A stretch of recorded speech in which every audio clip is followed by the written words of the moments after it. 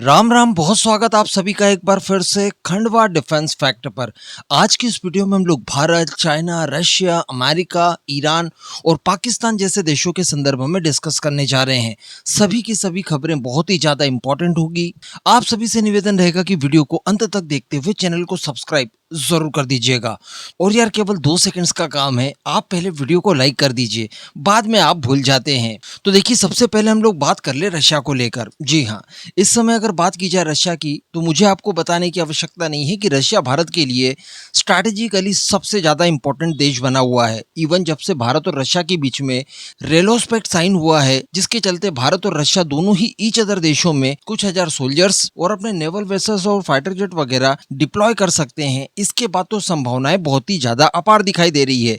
कुछ एक्सपर्ट्स का तो ये भी मानना है कि आने वाले समय में भारत के ऊपर किसी बड़े प्रकार का कोई खतरा आ सकता है, 1971 जैसी स्थिति आ सकती है। तो ऐसी परिस्थिति में 1971 वाला ही रशिया एक बार फिर से हमें देखने के लिए मिल सकता है। हालांकि उस समय रशिया नहीं, सोवियत यूनियन हुआ करता था, लेकिन जिस तरह से वो भारत की मदद के लिए आया था, संभवतः वो इसी प्रकार से भारत की मदद के लिए इस बार भी आ सकता है। ये थ्योरी है, केवल एक अनुमान है, लेकिन जो अनुमान लगाया जा रहा है वो परिस्थितियों को देखने के बाद ही लगाया जा रहा है। इस समय हर कोई चाहता है कि भारत और रशिया के बीच में फ्रिक्शंस आ जाएं, स्पेशली वेस्ट तो यही चाहता है। लेकिन हम सभी लोगों ने देखा कि जमाने भर के प्रेशर को फेस करने के बावजूद भारत और रशिया के बीच में जो ट्रेड चल रहा था, फिर आप क्रूड ऑयल वगैरह का ले लीजिए, डिफेंस के सेक्टर में ले लीजिए, या बाकी की भविष्य की रणनीतियों को ले लीजिए, इन सभी में किसी प्रकार का कोई बदलाव नहीं आया। जब इतना कुछ होने के बावजूद बदलाव देखने के लिए नहीं मिल रहा है, तो कहा जा सकता है कि भारत ने अपनी राह पकड़ ली है कि रशिया को तो नहीं छोड़ना है। अब जब रशिया को नहीं छोड़ना है, तो क्यों ना हम लोग विभिन्न प्रकार की स्ट्रैटेजिक पार्टनरशिप करें, यहाँ पर अलग अलग क्षेत्रों में काम करें। क्यों केवल डिफेंस तक सीमित रहें, क्यों केवल क्रूड ऑयल तक सीमित रहें, क्यों ना अन्य क्षेत्रों को भी एक्सप्लोर किया जाए। और इसी क्षेत्र में मैंने आपको एक वीडियो बनाकर बताया था कि क्रिटिकल मिनरल्स के क्षेत्र में भारत और रशिया कुछ बहुत बड़ा करने की तैयारी कर रहे हैं। इवन एक वीडियो में मैंने आपको ये भी बताया था कि भारत सरकार ने स्पेशली इस क्षेत्र में काम करने वाली भारत की सभी कंपनियों को इन्वाइट किया था। बकायदा एक समिट वगैरह किया गया, या आप मीटिंग कह दीजिए, वो की गई, जिसमें ये सुझाव दिया गया कि आप रशिया की कंपनियों से जो इसी क्षेत्र में काम करती है उनके साथ साझगांठ करिए। कारण क्या था कि क्रिटिकल मिनरल्स वगैरह या जो रेयर अर्थ मटेरियल्स वगैरह हैं, ये आपकी जमीनों में पाए जाना एक अलग प्रकार है, और पाए जाने के बाद उन्हें निकाल कर रिफाइन करके उनका इस्तेमाल करना, ये एक अलग बात है। भारत की जमीनों में भी क्रिटिकल मिनरल्स पाए जाते हैं। जितना एक्सप्लोर हुआ है, उसी आधार पर भारत दुनिया का तीसरा सबसे बड़ा इस तरह के मिनरल्स की भंडार अपनी जमीनों में रखता है। लेकिन उन्हें निकाल पाना और निकालकर उनकी प्रोसेसिंग करना, ये बहुत क्रिटिकल है। इसके लिए अलग अलग टेक्नोलॉजीज की भी आवश्यकता पड़ती है, जो भारत के पास नहीं है और रशिया के पास वो है। लेकिन रशिया के पास भी ये टेक्नोलॉजी इस लेवल की नहीं है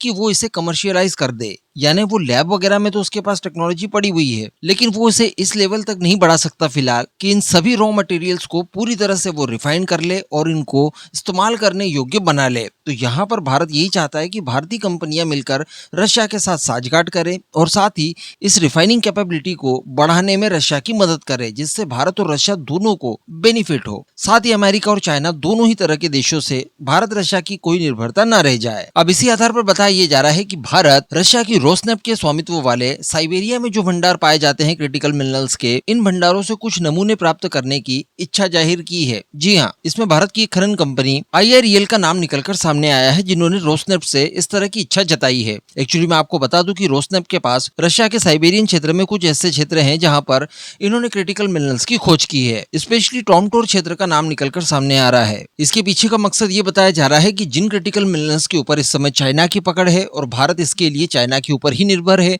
उनका अल्टरनेटिव ढूंढ ले। आगे ये भी बताया जा रहा है कि सरकारी चैनल्स के माध्यम से दोनों ही पक्षों में इस समय बातचीत चल रही है। ये नमूने साइबेरिया से निकाले जाएंगे, इन्हें कुछ हद तक रिफाइन वगैरह किया जाएगा और उसके बाद इन्हें भारत भेजा जाएगा। तो अल्टीमेटली एक बहुत ही बड़ी पहल है और संभवतः आने वाले कुछ ही समय में हम लोग इसको लेकर कोई व्यापक प्रोग्राम देख सकते हैं। अब अगर अगली खबर की बात की जाए, तो ये चाइना को लेकर निकलकर सामने आ रही है। चाइना को लेकर इस समय सोशल मीडिया पर आपने कुछ सुना जरूर होगा, और सुना क्या, कुछ देखा भी होगा।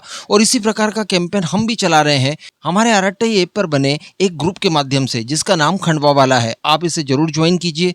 आप सिंपली सर्च कर सकते हैं खंडवा वाला, या फिर लिंक भी आपको डिस्क्रिप्शन में मिल जाएगी। तो एक्चुअली पिछले कुछ एक दशक से लगभग ये देखा गया है कि जब से सोशल मीडिया का ट्रेंड बहुत ही ज्यादा चला है, तभी से चाइना के द्वारा कुछ प्रोपोगेंडा वीडियोस को बहुत ज्यादा सर्कुलेट किया जाता है, जिसमें चाइना की प्रगति दिखाई जाती है, उनकी नई नई टेक्नोलॉजीज दिखाई जाती है और ये बताया जाता है कि देखिए चाइना तो बाकी दुनिया से 100 साल आगे जी रहा है, इतना प्रॉस्पेरस हो चुका है, इतने एजुकेटेड लोग हैं, उनके अंदर सिविक सेंस की कोई कमी नहीं है, एकदम नीट एंड क्लीन है और पूरी तरह से एक डेवलप नेशन बन चुका है, नेक्स्ट सुपर पावर बन चुका है। चलिए अगर वो अपना गुणगान गाता है तो इसमें हमें कोई दिक्कत भी नहीं है, हर कोई अपना अपना पीआर करेगा।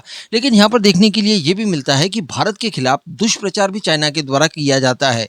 इवन भारत का दुष्प्रचार करने के मामले में तो ये इतना आगे निकल जा चुके हैं कि इन्होंने भारत तो छोड़िए, पाकिस्तान और बांग्लादेश जैसे देशों के भी वीडियो शूट करके उन्हें भी भारत के नाम पर पूरी दुनिया भर में वायरल कराए हैं, जिसमें भारत की गंदगी दिखाई जाएगी, ट्रेनों के बुरे हाल दिखाए जाएंगे, बढ़ती हुई भयंकर पॉपुलेशन दिखाई जाएगी, कहीं सड़कों पर अगर गड्ढे हैं तो वो दिखाए जाएंगे, टूटा फूटा सा इंफ्रास्ट्रक्चर दिखाया जाएगा। कहने का मतलब भारत का नाम खराब करने की यहाँ पर कोशिशें की जा रही थी। लेकिन फिर सडनली माहौल चेंज होता है और कुछ ऐसी सुखबुकाहटें देखने सुनने के लिए मिल रही है कि भारत का कोई अननोन चाइना चले गया होगा और चाइना जाकर उसने चाइना के अंदर जो बुराइयां हैं, जो कमियां हैं, उन सभी को क्रम से बिल्कुल इकट्ठा करने की कोशिश की। बहुत सारी सामग्री इकट्ठा करने के बाद वो भारत आया होगा और भारत आकर उसने ये सारी चीजें सोशल मीडिया पर अपलोड करनी शुरू कर दी। तो तभी से देखने के लिए ये मिल रहा है कि चाइनीज लोग किस तरह से भूखों मरने की स्थिति में हैं, वो भी बताया जा रहा है।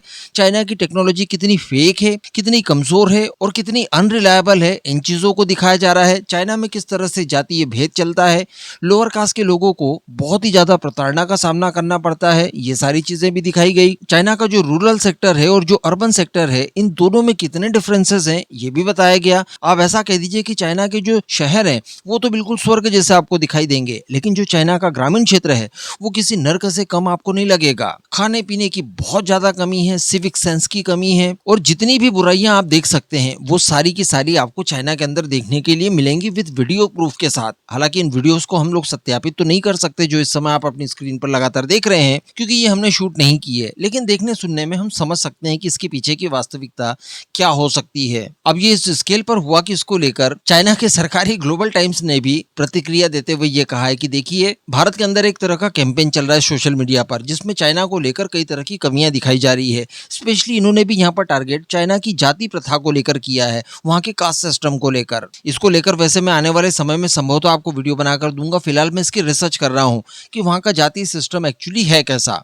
लेकिन इन्होंने ये कहा कि देखिए आप तो चाइना की जो पुरानी पद्धतियां हैं जिसके आधार पर ये कास्ट सिस्टम डेवलप हुआ था उसके बारे में जानकारी रखते ही नहीं, इसी वजह से इस तरह की बातें कर रहे हैं। अगर आप इसे कंपेयर करेंगे भारत के कास्ट सिस्टम से तो ये बिल्कुल ही अलग है और बिल्कुल मूर्खता है। तो चाइना को भी हम यही कहना चाहेंगे कि भारत के अंदर भी जो जाति व्यवस्था हम आज देखते हैं वो ऐसी शुरुआत से नहीं थी, किसी जमाने में बिल्कुल डिफरेंट हुआ करती थी, वर्ण व्यवस्था चलती थी और जाति वर्ण के आधार पर किसी को भी छोटा बड़ा मानने की प्रथा भारत में थी ही नहीं। ये तो बाद में मिलावट करके अंग्रेजों और मुगलों के जमाने से शुरू हुई है। लेकिन अल्टीमेटली जो कुछ भी हो, चाइना बहुत बुरी तरह से एक्सपोज हुआ है। अब यही सारे वीडियोस जो भारत में वायरल हो रहे हैं ये धीरे धीरे अब दुनिया के बाकी देशों में भी वायरल होने शुरू हो चुके हैं, जो कि चाइना की गंदगी को स्पेशली लोगों के सामने रखता है। अब अगली और सबसे अंतिम खबर की बात की जाए तो ये पाकिस्तान के संदर्भ में निकल कर आ रही है। देखिए डॉक्टर जयशंकर ने एक बात कही थी दलाली वाली। उन्होंने ये कहा था कि भारत को दलाली करने की आदत नहीं है, जो कि इस समय पाकिस्तान कर रहा है। और ये उन्होंने किस संदर्भ में कहा था? तो संदर्भ कुछ ऐसा था कि पाकिस्तान के द्वारा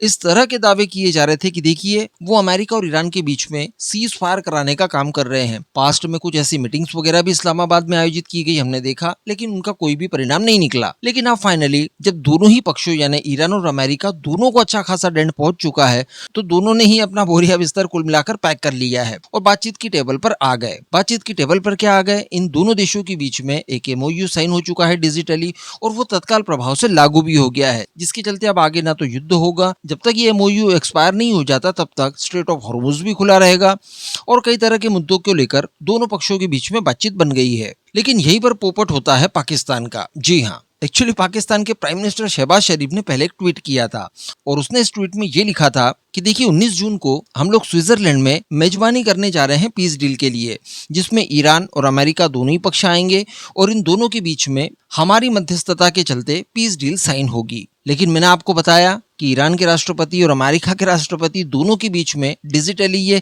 डील साइन हो चुकी है, ऑलरेडी हस्ताक्षर हो चुके हैं और हस्ताक्षर होने के बाद इस डील में जितने भी प्रावधान थे उन्हें तत्काल प्रभाव से लागू भी कर दिया गया है। तो अब इस तरह की कोई बात रही नहीं जाती। तो बाद में पाकिस्तान के प्राइम मिनिस्टर को ये ट्वीट डिलीट करना पड़ा और उसमें जो ये पैराग्राफ लिखा हुआ था कि हम मेजबानी कर रहे हैं इस पीस डील की, उस पैराग्राफ को हटाना पड़ा। जी हाँ, मैं आपको बता दूं कि इन्होंने एक नया ही प्रोपोगेंडा चालू कर दिया था। आपको पाकिस्तान की अलग अलग सड़कों पर, चौराहों पर इस तरह के बड़े बड़े बैनर्स दिखाई देंगे कि देखिए दुनिया में पीस एस्टैब्लिश करने का काम इस समय पाकिस्तान कर रहा है। शहबाज शरीफ और आसिम मुनीर की बड़ी बड़ी फोटोज आपको दिखाई देंगी और इन्हीं के नाम पर भारत में बैठे भी कुछ ऐसे तत्व थे, स्पेशली लेफ्टिस्ट लोगों की अगर बात की जाए तो वो भी पाकिस्तान का गुण तो ऐसे गा रहे थे मानो पाकिस्तान वाकई में शांति का मसीहा बन गया है। इसके अलावा भी मैं आपको बता दूं कि ईरान ने भी पाकिस्तान के प्राइम मिनिस्टर का ये दावा सिरे से खारिज कर दिया। जी हाँ, ईरान ने सार्वजनिक रूप से ये कहा कि भैया डील जो थी, जो एमओयू था, वो अमेरिका और ईरान के बीच में ऑलरेडी साइन हो चुकी है। स्विट्जरलैंड में हस्ताक्षर करने और किसी प्रकार के समारोह को आयोजित करने के लिए कोई जगह ही नहीं बचती है। लेकिन फिर भी शहबाज शरीफ ने एक पैराग्राफ अभी तक रहने दिया है, उसे नहीं हटाया है, जिसमें ये दावा कर रहा है कि ये पीस डील मैंने कराई है। जी हाँ, तो कहने का मतलब डॉक्टर जयशंकर मुझे आज याद आ रहे हैं कि उन्होंने जो कहा था वो बिल्कुल वास्तविकता थी। पाकिस्तान का जितना भी इस्तेमाल अमेरिका को करना था उतना उन्होंने कर लिया और जैसे ही पाकिस्तान बेकार हुआ, पाकिस्तान का नाम तक लेना ना तो डोनाल्ड ट्रंप ने और ना ही बाकी उनके एडमिनिस्ट्रेशन ने उचित समझा। इनका कहीं पर नाम मेंशन तक नहीं किया गया।